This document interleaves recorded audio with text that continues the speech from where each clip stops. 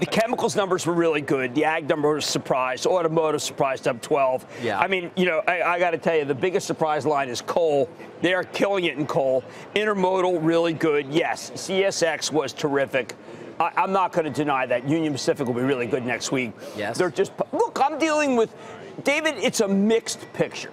I mean, when you look at the downgrades coming from Credit Suisse today, they're chilling. They're just chilling.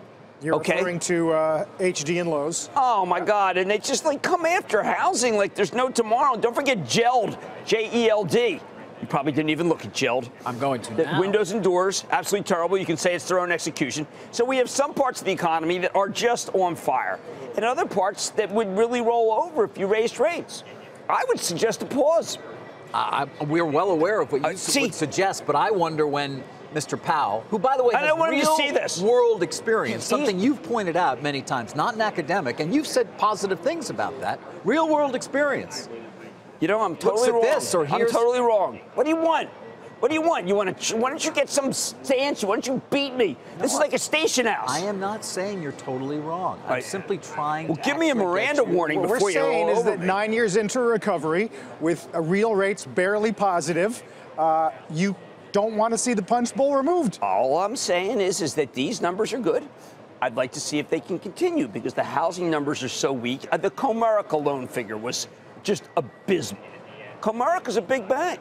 So, look, I think IBM is IBM. That's on IBM. But this, I did. When I saw the CSX rail, I said, David is going to come in like gangbusters and say, yeah, how can they not tighten? David came in like gangbusters. Expenses down 2 helps. Fantastic quarter. Yeah. They are really so much better than they used to be. And some of these price increases are sticking. Everything is because the trucking business is so tight because we don't have enough drivers. You speak to the rails, whether it's these guys or Burlington or UP, and they're going to say things are as strong as they've seen them in a very, very long time. And Union Pacific's going to be buying back a lot of stock. Most of the numbers last night were very strong. They did not back up my view. Okay, there. But I am betting that there'll be enough numbers that will back up my view that it's probably worth waiting if you're Jerome Powell, who's a real world guy, a very thoughtful guy who would never miss this show. And he would never say these things about women. Well, do you think he watches our show? Oh, he's glued. Hi. He's right. He's high. Right? Hi. Yeah.